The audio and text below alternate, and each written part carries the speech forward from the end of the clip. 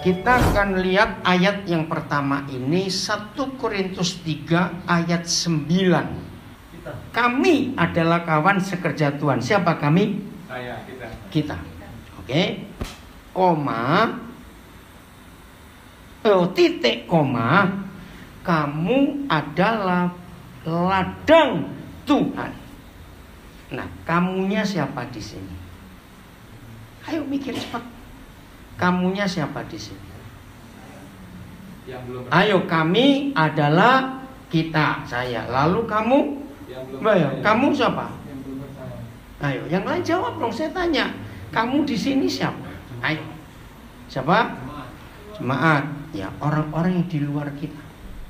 Ya, perhatikan ini baik-baik. Betapa Tuhan sangat membutuhkan kita. Kita pelan-pelan mikir. Kalau ditulis kami kawan sekerja Tuhan, apa kata lain kawan sekerja? Ayo, apa kata lain kawan sekerja? Mitra. Apalagi cepat mikir. Partner. Apalagi? Ya, partner disebut ya. Dari peserta Zoom, mitra, partner. Ayo sebutkan yang lain. Ya, maksudnya cara kerjanya bagaimana? Mitra, partner, kawan sekerja itu cara kerjanya bagaimana? Saya beri contoh. Anggap aja saudara semua adalah pengusaha-pengusaha. Percaya pengusaha? Tadi pas kami masuk ke lorong ini, Pak Pendeta Jekimi sebelum ini lahannya pesat. Wih, lagi nanam jagung. Nah, anggap aja suara pengusaha jagung yang kaya raya. Oh, enggak, amin. Oke. Nah, kalau saudara pengusaha dan saudara cari partner, cari rekan kerja, itu wujud nyatanya seperti apa? Ayo, partner, teman sekerja, serius ini. Kita mau belajar. Ya, bukan itu wujud nyatanya. Bagaimana bentuknya kalau teman sekerja? Saudara punya perusahaan dan saudara cari partner, saudara ketemu partner. Bagaimana cara kerjanya antara saudara dengan partner saudara? Ya, kerjasama. Maka itu seperti apa? Artinya begini, bisa nggak partner yang satu berkata, udah kamu di rumah aja, nggak usah kerja, biar aku saja. Bisa tidak seperti itu? Tidak. Di dalam ilmu bisnis partner, ya, perhatikan baik-baik. Ketika orang itu berpartner atau mencari partner, ya secara hukum harus ada lembaga atau otoritas yang mengesahkan kerjasama itu, namanya notaris. Betul? Nah, di dalam hubungan itu, ya perhatikan baik-baik. Di dalam hubungan itu, yang satu tidak bekerja, maka yang satu nggak bisa ngapa-ngapain. Betul atau salah? Nah, sekarang kita kembali. Kita ini apanya Tuhan tadi? Teman sekerja partner. Jadi kalau kita tidak mau ngapa-ngapain, Tuhan nggak bisa bekerja. Yang ikuti di rumah ini, kebenaran ini banyak orang yang belum tahu. Saudara, ini serius. Sekalipun Tuhan itu maha kuasa, percaya dia maha kuasa? Sangat. Tapi dia tidak mau bekerja sendiri tanpa kita. Saya ulangi lagi. Kalau Tuhan mengangkat kita jadi teman sekerjanya, berarti tanpa kita Tuhan bisa bekerja tidak? Renungkan ini. Sekalipun dia maha kuasa, ini yang mengagumkan. Saya beri beberapa contoh. Siapa ingat waktu Tuhan mau buat bahtera kapal besar? Besar loh kapal itu, betul tidak? Ya. Karena yang dibawa bukan cuma kelinci, kucing, betul? Tapi yang gede-gede itu gajah, gorila, jerapah, wah sudahlah. Berapa tahun Nuh buat kapal besar itu? Ayo, berapa tahun cepat? Awas loh. Ini guru-guru nggak tahu, awas ya. Berapa tahun Nuh buat kapal sebesar itu? Alkitab nulis. Ayo salah nggak apa-apa. Yang di rumah juga boleh ikut jawab. Berapa tahun? Ayo kira-kira nggak apa-apa, salah nyebut. Asal berani nyebut. 400 tahun di Bogota. 400 kelamaan. Ya, ayo berapa? Cepat. Berapa? Loh, ada suara tadi berapa? Gak usah takut. Berapa? 2 tahun. Lebih. Ayo, lebih. Yang lain. Ayo, yang lain jawab. Saya tanya cepetan. Berapa? 300 tahun. Kebanyakan 10 tahun. Salah. 100 tahun. Salah. Ayo, yang di sini. Berapa? 40 tahun salah. Yang betul 120 tahun. Wih, luar biasa. Nah, padahal kalau Tuhan kerja sendiri kira-kira berapa tahun? Enggak sampai. Tinggal ngomong jadi. Sehari. Berapa tadi kamu bilang? Loh, enggak sampai. Iya, mungkin enggak sampai 2 menit. Ya, yang belajar bahasa Arab kun fayakun. Masih ingat itu? Jadi. Nah, begitu. Tapi kenapa dia nggak mau buat sendiri? Kenapa dia minta Nuh sehingga 120 tahun? Saya pernah jadi guru sekolah minggu, saudara. Dan lucu itu ada seorang anak. Antara kelas 5, kelas 6 waktu itu saya mengajar. Saya cerita bagaimana Tuhan menyelamatkan Israel, dikeluarkan dari Mesir ke Kanaan. Seharusnya cuma jalan sekian belas hari, tapi mereka bandel sampai 40 tahun. Mereka semua ingat bagaimana repotnya ngurus 4 juta orang, kurang lebih. Musa sering dimaki-maki dan sebagainya. Tiba-tiba ada seorang anak itu menyadarkan saya arti 1 Korintus 3 ayat 9 ini. Tuhan punya banyak malaikat enggak? Ya, saya bilang punya. Maksudmu? Kan saya tanya enggak ngerti. Ternyata pemikiran anak ini sangat cerdas. Kalau Tuhan punya banyak malaikat, kenapa Tuhan enggak minta atau enggak nyuruh 1 malaikat ngendong 1 orang Israel? Ayo, kira-kira ini pikiran betul atau salah? Loh, logika anak-anak loh. Saudara bisa bayangkan. Kenapa lagi? Jangan dijajarin. Ayo pisahin. Ya, halo, ayo pisahin. Gitu. Dulu kalian juga begitu, cuma lupa. Betul atau tidak? Ya toh. Benar dengar ya? Nah, sekarang saudara pikir. Kira-kira kalau Tuhan nyuruh malaikatnya 1 malaikat gendong 1 orang Israel, berapa lama nyampainya? Sekejap. Ngapain sampai 40 tahun? Terus terang, dari pemikiran anak itu saya mengerti ayat ini. Sampai suatu hari tahun 78 saya dapat buku judulnya Menuju Tahta. Ya, yang pesat yang lama-lama pasti ya tahu, karena itu buku wajib yang Pak Bambang minta. Itu saya sudah baca tahun 78. Menuju Tahta. Di situ diterangkan Tuhan itu kalau bekerja memakai malaikat. Nah, ditulis begini di buku Menuju Tahta. Tolong jawab pertanyaan saya, ini penting. Kalau Tuhan bekerja menyelesaikan pekerjaannya di bumi, memakai malaikat dengan memakai kita, mana yang akan lebih cepat selesai pekerjaannya? Malaikat. Kenapa? Kalau pakai malaikat lebih cepat selesai? Ayo, ini penting ini. Sudah bisa jawab, nggak tahu alasannya. Kalau pakai malaikat betul akan lebih cepat selesai. Kenapa? Kalau pakai kita lambat. Ayo. Kalau saya nggak jawab, saya akan diam. Terus berangkat aja, sudah tinggal. Kenapa? Kalau pakai malaikat akan lebih cepat selesai daripada pakai kita. Mereka lebih banyak karena berlaksa-laksa. Mereka lebih banyak karena berlaksa-laksa. Bukan. Mereka punya sayap. Mereka punya sayap. Bukan juga. Malas manusianya. Manusia malas. Hampir betul. Ayo. Nanti malaikat sombong. Nanti malaikat sombong. Bukan. Ayo. Kenapa kalau pakai malaikat lebih cepat selesai? Kenapa Tuhan pakai kita?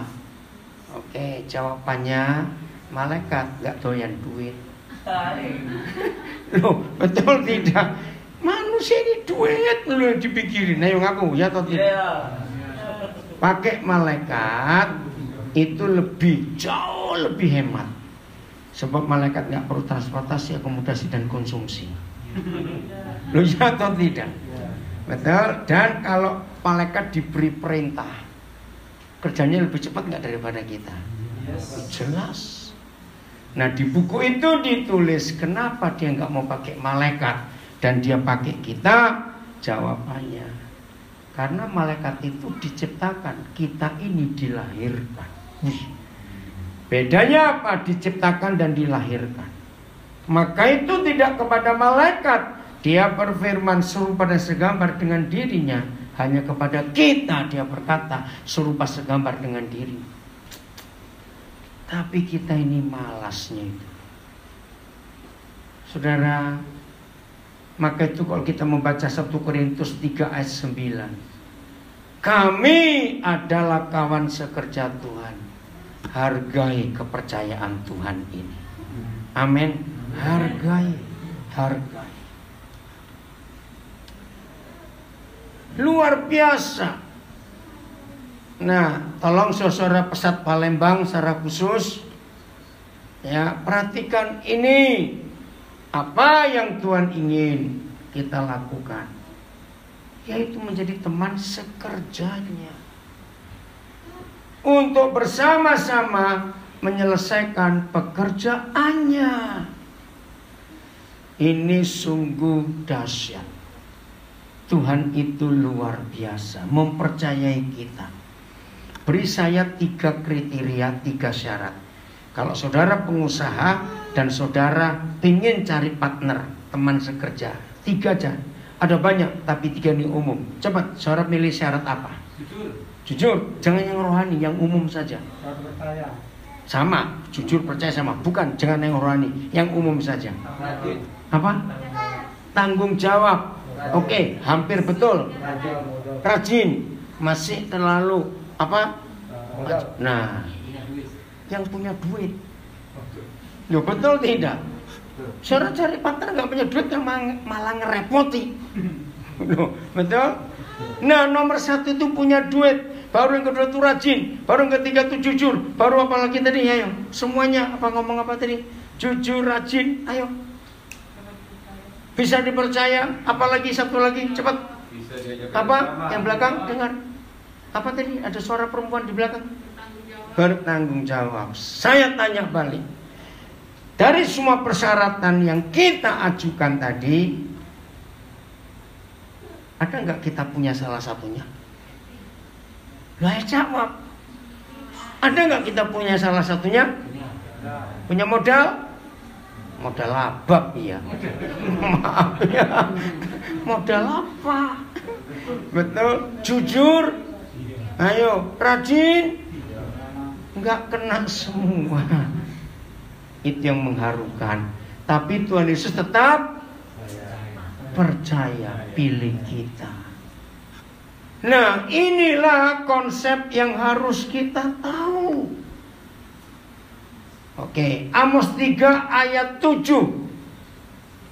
Amos 3 ayat 7. Supaya ini jadi pengertian kita semua.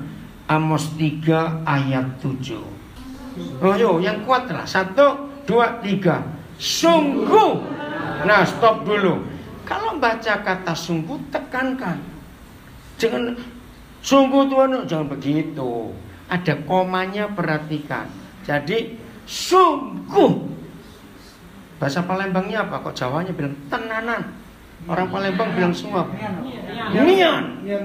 Nian. Oke ya. Yahweh Tuhan ngapain?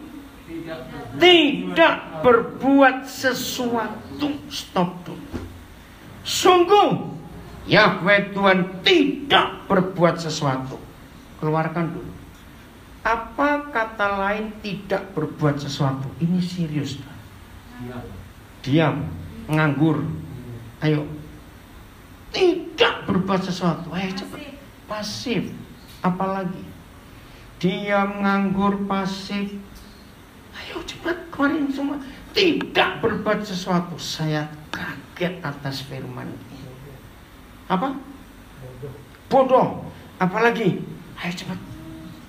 Ayo mikir rasanya. Aduh, susah sekali diajak mikir gini. Ayo.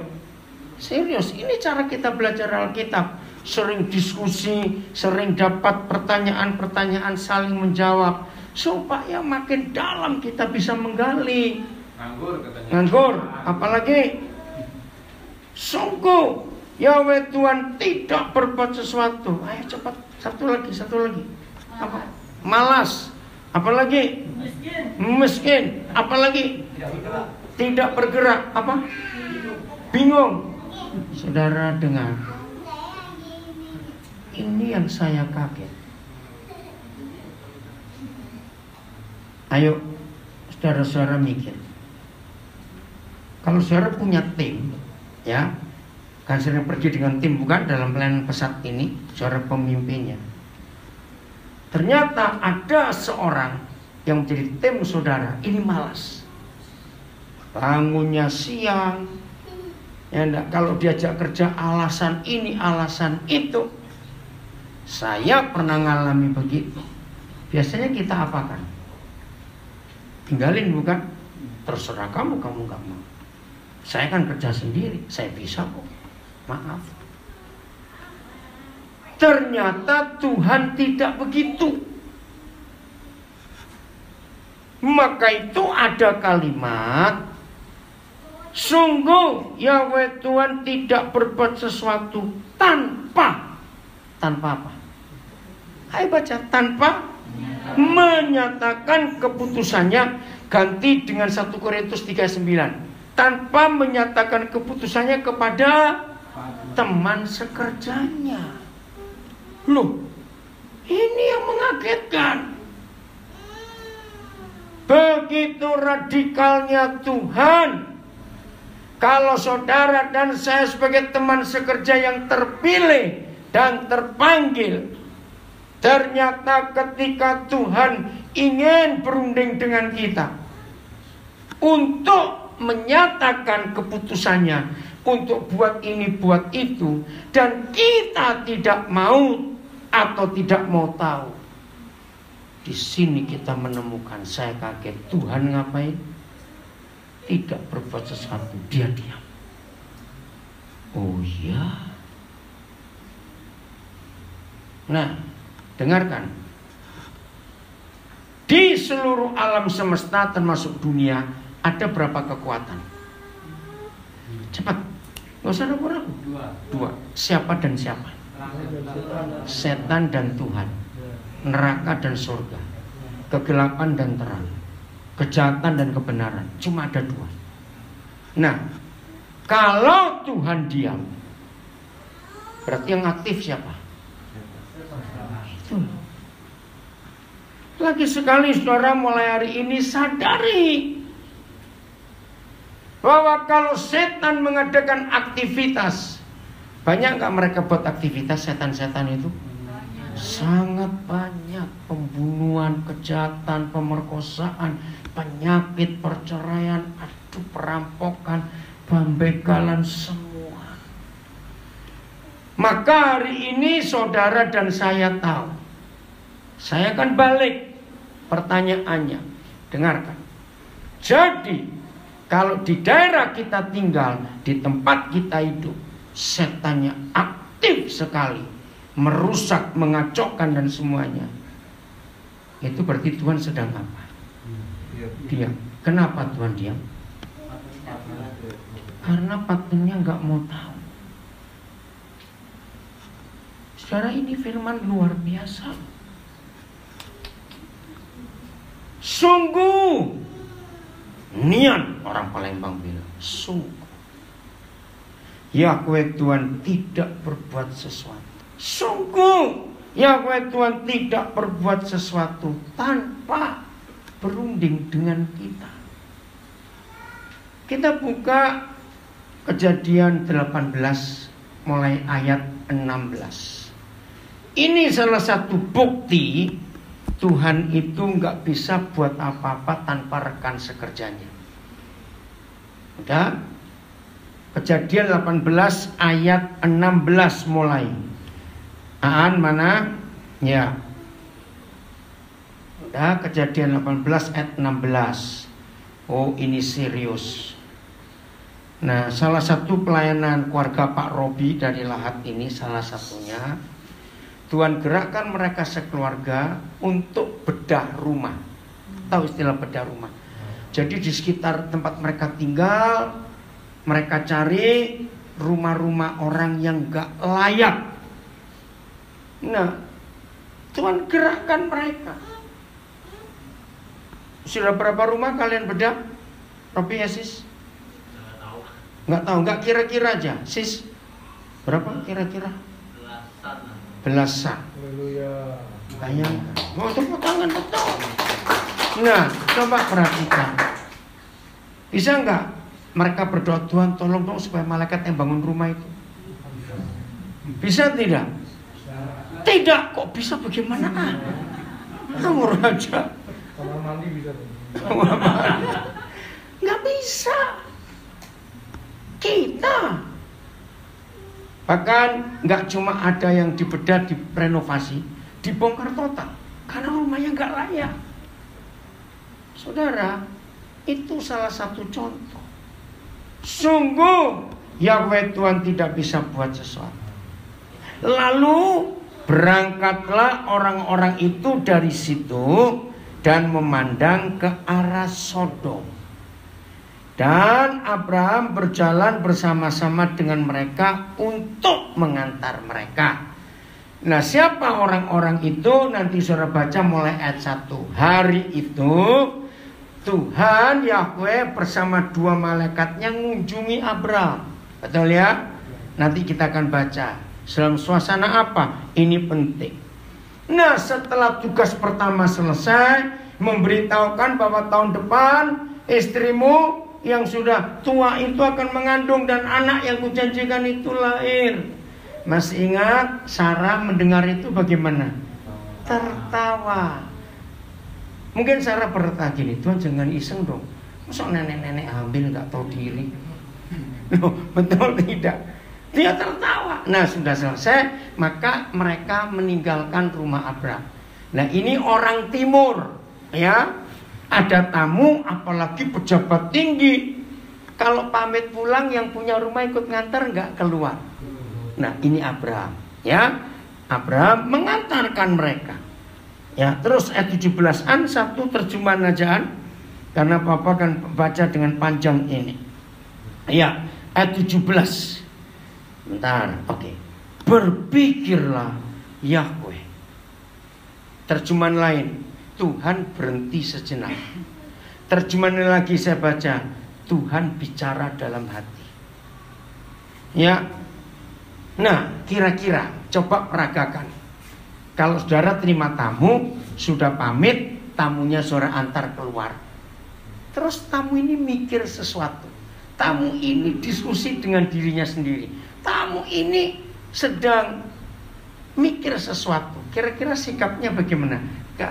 Tamu ini gelisah dan berhenti sebentar. Nah, kita yang punya rumah, kalau tamu sudah pamit lalu berhenti sebentar di halaman, kita mikir apa? Nah, betul.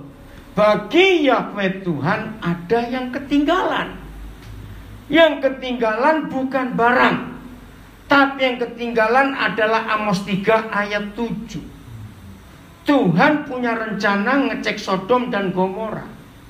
Nah, Abraham ini teman sekerjanya. Sehingga Abraham dihargai Tuhan untuk diajak berunding. Berpikirlah Yahweh, apakah aku akan menyembunyikan kepada Abraham apa yang hendak kulakukan ini? Coba saudara rasakan.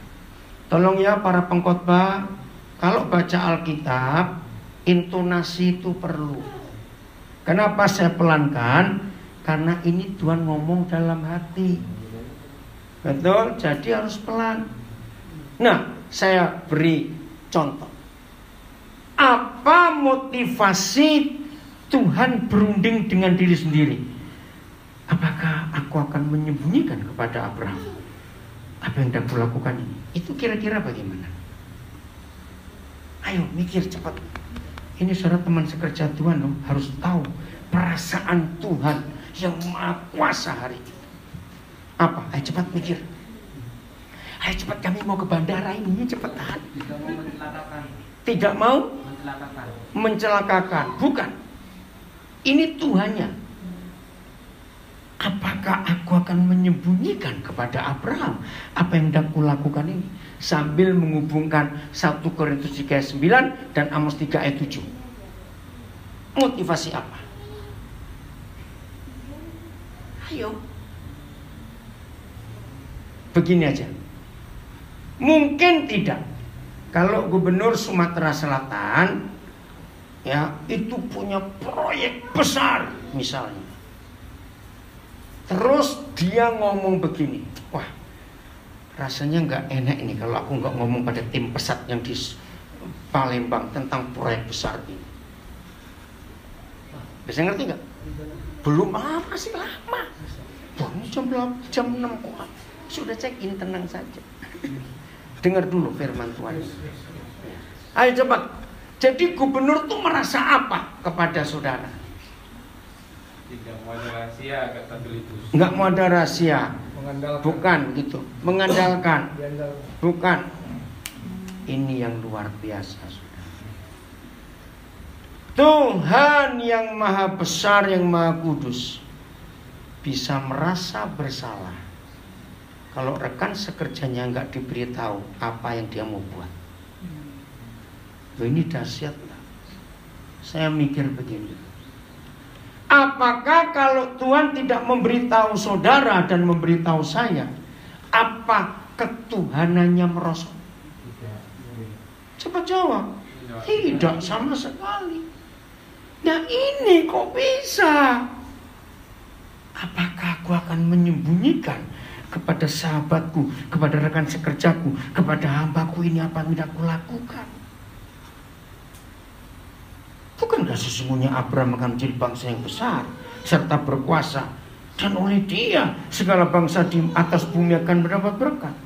Sebab aku telah memilih dia supaya diperintahkannya kepada anak-anaknya dan kepada keturunannya, supaya tetap hidup menurut jalan yang ditunjukkan Yahweh, dengan melakukan kebenaran dan keadilan, dan supaya Yahweh memenuhi kepada Abraham apa yang dijanjikannya kepadanya. Kira-kira kalau saudara dan saya Abraham, sudah tamu kita pamit terus masih diam di situ, kira-kira kita mikir apa? Ayo kita mikir apa? Lama loh ini mikirnya, betul tidak? Nah biarlah mulai hari ini, termasuk yang di rumah, posisikan hidup kita sedemikian rupa bahwa tanpa gerejanya Tuhan gak bisa ngapa-ngapain. Ini mengerikan sekali. Maka itu setelah kita mengerti firman ini, maka kalau setan bergerak aktif, yang salah siapa? Yang salah siapa? Kita, teman sekerjanya ini. Bayangkan kepada Abraham.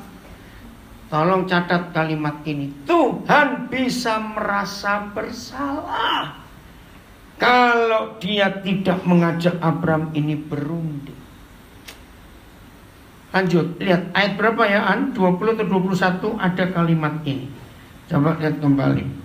Ayat yang ke-20 ya. Sesudah itu, sesudah apa? sesudah dia berpikir dalam hatinya, sesudah dia berunding, aku ngomong gak ya? Aku beritahukan gak ya rencanaku ini kepada sahabatku ini, kepada rekan sekerjaku? Akhirnya dia ngomong. Maka ayat 20, sesudah itu berfirmanlah Yahweh, sesungguhnya banyak keluh kesah orang tentang Sodom dan Gomora, dan sesungguhnya sangat berat dosanya, dan seterusnya saya nggak usah baca. Ini yang luar biasa. Jadi buat Tuhan ini tolong ya saudara jawab. Berarti buat Tuhan Abraham itu siapa? Ini penting loh. Sampai seperti itu Tuhan nggak buat apa-apa kalau dia nggak berunding dengan Abraham. Lagi sekali Amos 3:7, sungguh Yahweh Tuhan tidak berbuat sesuatu sebelum atau tanpa dia menyatakan keputusannya, rencananya kepada kita rekan angkasa kerjanya. Wih, luar biasa. Ayo jawab pertanyaan saya. Jadi buat Tuhan Abraham itu siapa? Apa? Sahabat, bukan cuma itu. Ini tadi, tanpa Abraham dia nggak bisa ngapa-ngapain. Maka itu dia berunding. Sayang waktu, coba baca terus sendiri. Keluaran 32, mulai ayat yang ke-8. Ayo cepat. Keluaran 32 ayat yang ke-8. Segera juga mereka menyimpang dari jalan yang kuperintahkan kepada mereka. Mereka telah membuat anak lembu, ya, yang dicor patung anak sapi. Ini logika saya aja. Mungkin kalau mereka membuat patung sapi tua, Tuhan masih mikir. Tapi ini anak sapi loh, kurang ajar nggak mereka itu? Ngerti nggak logika ini, saudara? Nah, saudara, marah Tuhan. Dan kepadanya mereka sujud menyembah dan mempersembahkan korban sambil berkata, hai Israel, inilah dewamu yang telah menuntun engkau keluar dari tanah Mesir. Tuhan marah. Lagi firman Yahweh kepada Musa, telah kulihat bangsa ini, dan sesungguhnya mereka adalah suatu bangsa yang tegar tengkuk. Saudara, perhatikan ayat 10 ini buat saya kaget. Oleh sebab itu Musa, biarkanlah aku supaya murkaku bangkit terhadap mereka. Dan stop sampai di situ. Tolong terjemahkan. Kenapa kamu? Kenapa dia capek? Mau apa? Lepasin aja Jul, nggak apa-apa. Saya tanya, cepat jawab. Apa arti kata ini? Oleh sebab itu Musa, biarkanlah aku. Sampai di situ dulu. Ini artinya apa? Ayo yang lain jawab. Apa artinya oleh sebab itu Musa, biarkanlah aku? Apa? Jangan tahan. Jangan tahan. Apalagi? Ayo cepat mikir. Apalagi? Oleh sebab itu Musa, biarkanlah aku. Membebaskan. Bukan. Ayo cepat. Yang lain, ayo cepat mikir. Yang lain. Jangan ikut campur. Jangan ikut campur. Salah. Justru salah. Menyesal. Bukan. Bukan. Apa? Satu lagi. Oleh sebab itu biarkanlah aku Musa berkeputusan. Coba melangkah lagi.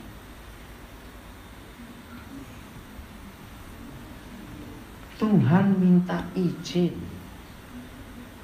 Aneh nggak kalau Tuhan minta izin ke Musa? Jawab cepat. Aneh tidak? Loh, coba jawab. Aneh tidak kalau Tuhan minta izin kepada Musa? Sangat aneh. Ngapain? Ayo kita mikir jujur. Perlu nggak Tuhan minta izin kepada Musa? Nggak perlu. Hari ini biarlah semua kita tahu. Ini arti 1 Korintus 3 ayat 9 dan Amos 3 ayat 7. Jadi Musa itu apanya Tuhan? Ayo baca, jawab. Musa itu apanya Tuhan?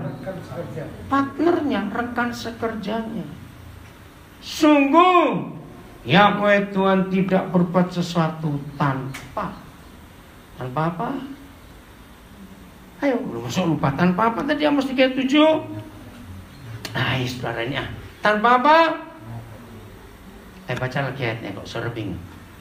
Sungguh Yahweh Tuhan tidak berbuat sesuatu tanpa. Ayo, tanpa apa? Iya, jadi berunding. Saudara, rasa aneh nggak kalau Tuhan minta izin ke Musa? Sangat aneh. Nah, bayangkan kalau Musa seperti kita pendeta-pendeta zaman ini terus berkata, jadilah kehendakmu. Kan sering gitu gereja. Jadilah kehendakmu, karena nggak tahu kehendak Tuhan itu apa. Oke? Jadi Tuhan minta izin kepada Musa. Ini aneh. Maka genaplah 1 Korintus 3:9 dan Amos 3 ayat 7. Sungguh Yahweh Tuhan tidak berbuat sesuatu tanpa menyatakan keputusannya kepada kita rekan sekerjanya. Diharapkan mulai hari ini saudara tim Pesat Palembang secara khusus hargai panggilan dan pilihan Tuhan atas kita. Siapa kita sampai dihargai begitu rupa, termasuk semua sudah mengikuti di rumah. Kalau dia memanggil dan memilih kita menjadi teman sekerjanya, jangan sombong. Selalu berusaha mengerti apa yang dia kehendaki. Sebab dia tanpa kita, dia nggak bisa ngapa-ngapain. Ini yang mengagumkan sekali. Terus yang luar biasa, lihat kalimat berikut. Ya, ayat 10. Dan aku Musa akan ngapain? Baca ayat 10. Dan aku akan, kata Yahweh Tuhan. Ayo baca cepat. Akan apa? Membinasakan mereka. Maka itu kalau Musa berdoa berkata jadilah kehendakmu, Israel binasa enggak? Habis punah. Nah, yang luar biasa, kenapa dia kenapa? Hah? Ya enggak, kenapa? Kenapa kamu dengar ya? Terus kalimat berikut. Ini tawaran yang luar biasa. Tetapi Musa, engkau akan kubuat menjadi bangsa yang besar. Musa minta atau Tuhan yang nawari? Nah, tawarannya hebat enggak? Ayo, tawarannya hebat tidak? Kira-kira kalau Musa model kita, jawabnya apa? Amin. Amin. Nah, itu dia. Untung Musa enggak kayak kita. Paling tidak kita berkata, jadilah kehendakmu. Maka Israel punah. Maka ada bangsa baru di dunia namanya Musael. Kenapa? Kok saya bisa kira-kira lupa namanya Musael? Kenapa? Cepetan. Iya, karena keturunannya Musa. Israelnya punah. Tapi Musa tidak demikian. Sebagai teman sekerja Tuhan. Lihat ayat 11. Baca sama-sama kalimat pertama. Lalu baca 1, 2, 3. Lalu Musa mencoba melunakkan hati Yahweh Tuhannya. Stop. Coba saudara dramakan, hidupkan kalimat ini. Apa kira-kira tindakan Musa? Tuhan murka, nggak cuma marah, murka. Lalu Musa mencoba melunakkan hati Yahweh Tuhannya. Itu kira-kira bagaimana bentuk konkretnya? Musa pegang kaki Tuhan.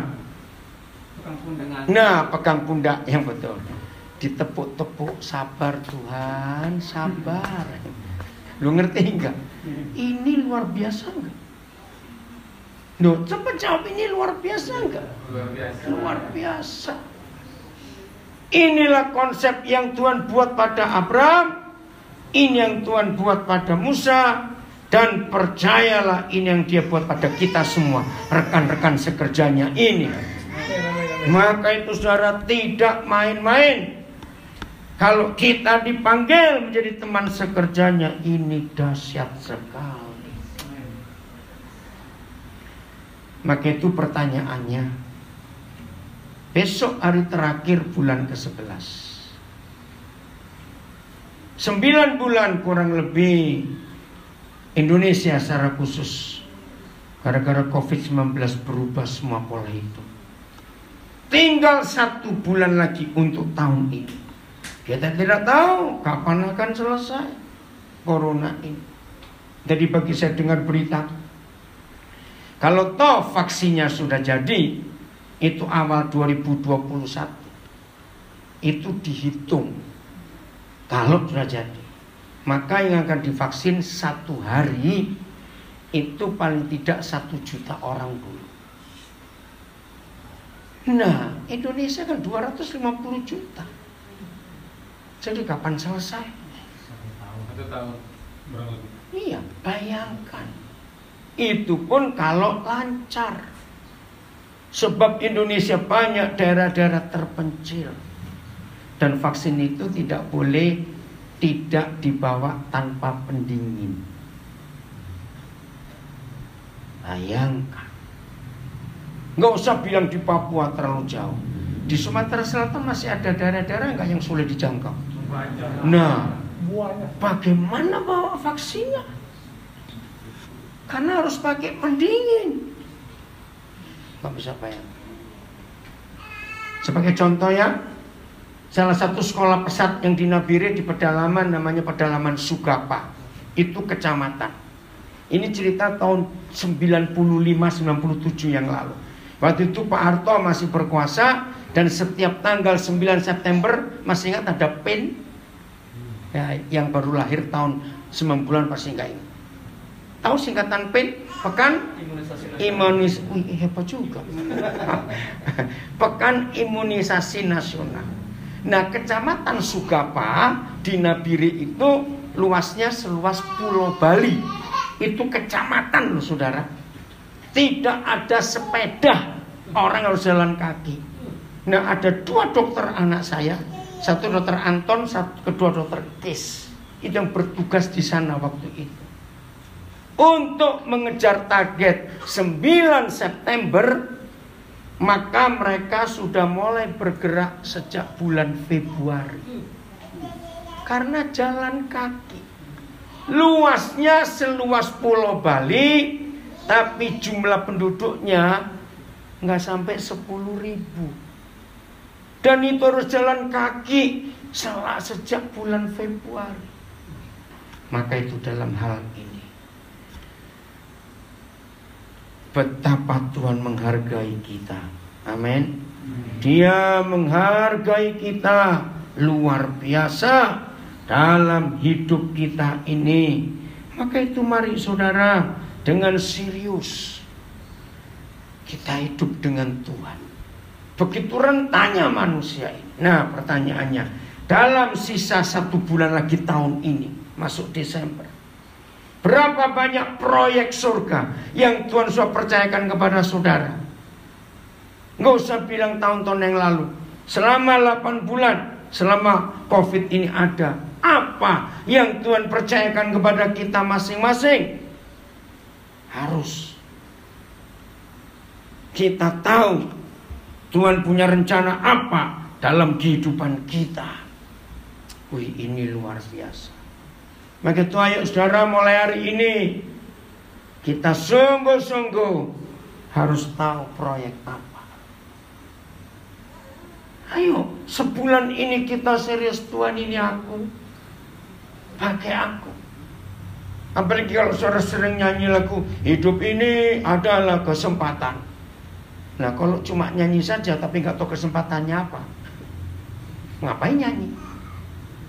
Ya, ayo kita siapkan diri kita.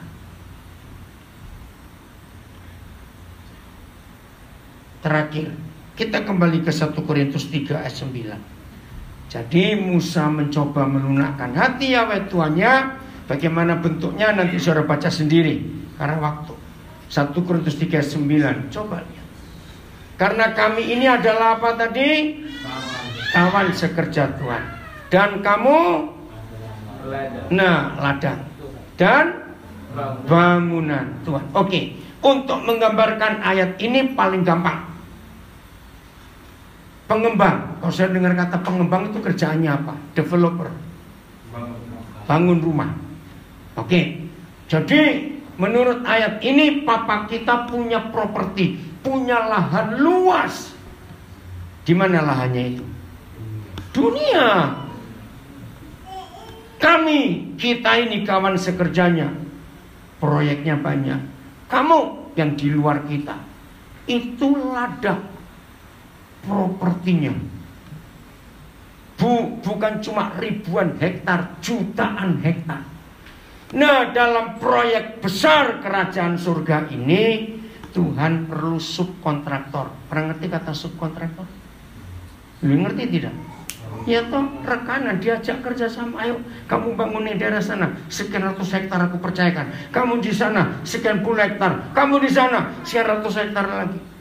Itulah kita semuanya. Mereka itu bangunannya.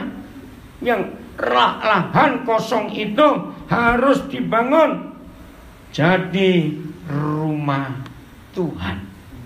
Amin. Itulah manusia hidup yang harus berjumpa dengan Tuhan.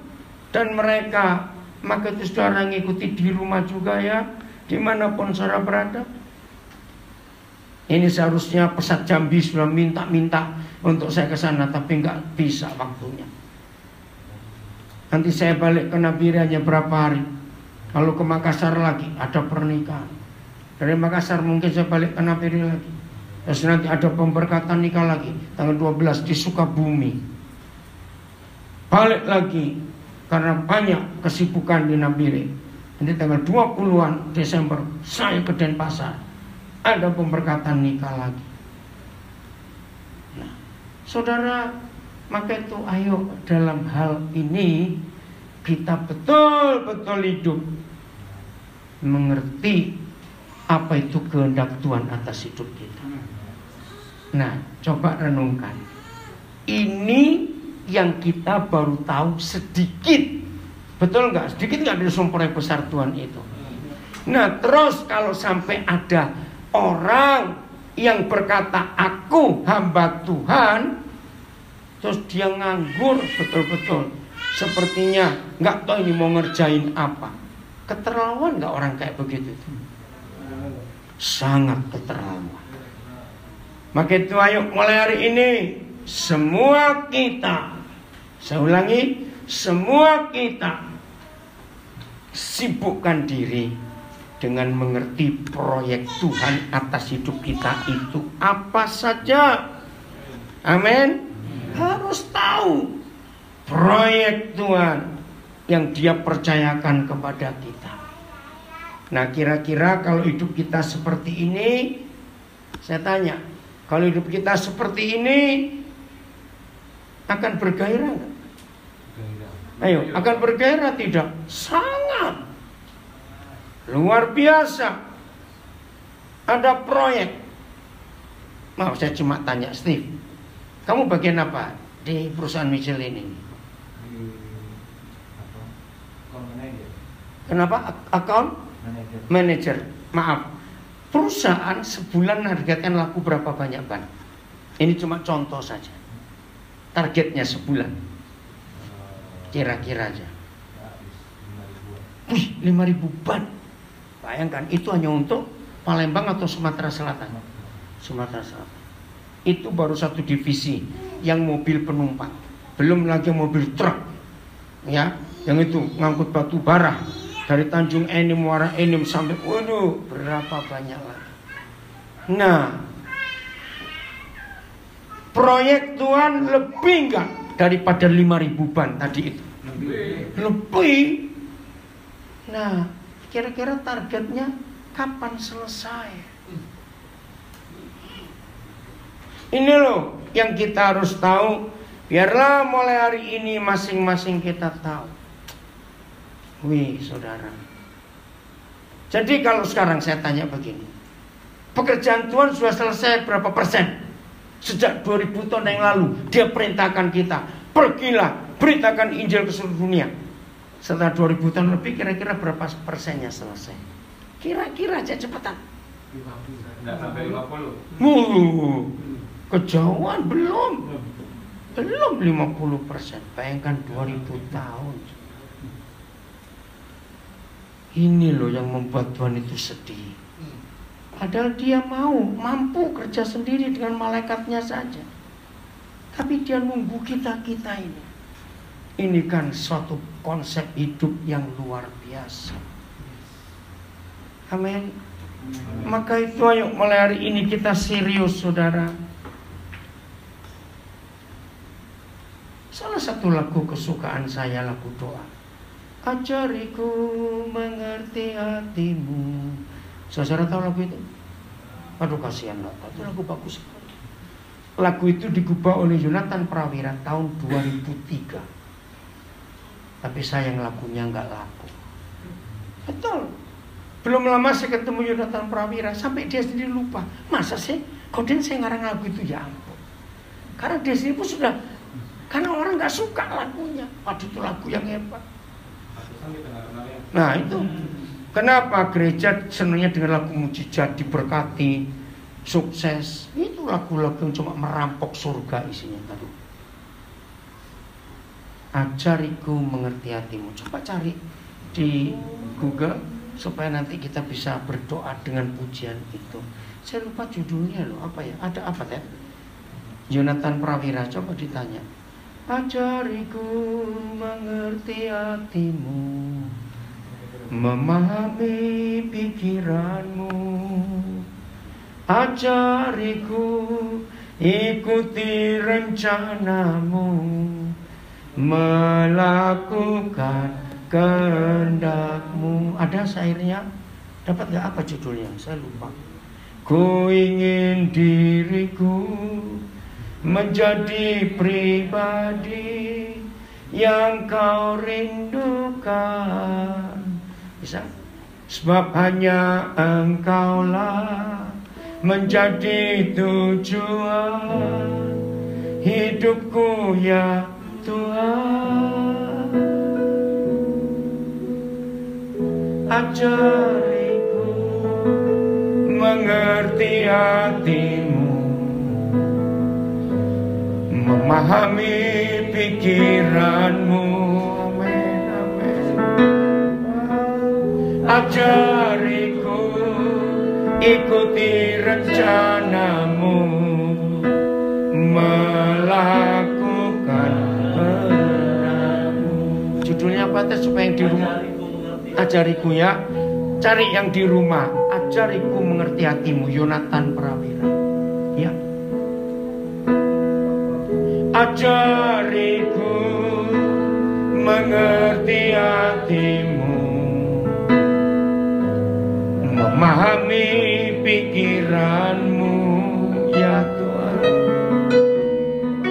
Ajariku ikuti rencanamu, melakukan kehendak-Ku. Ingin diriku,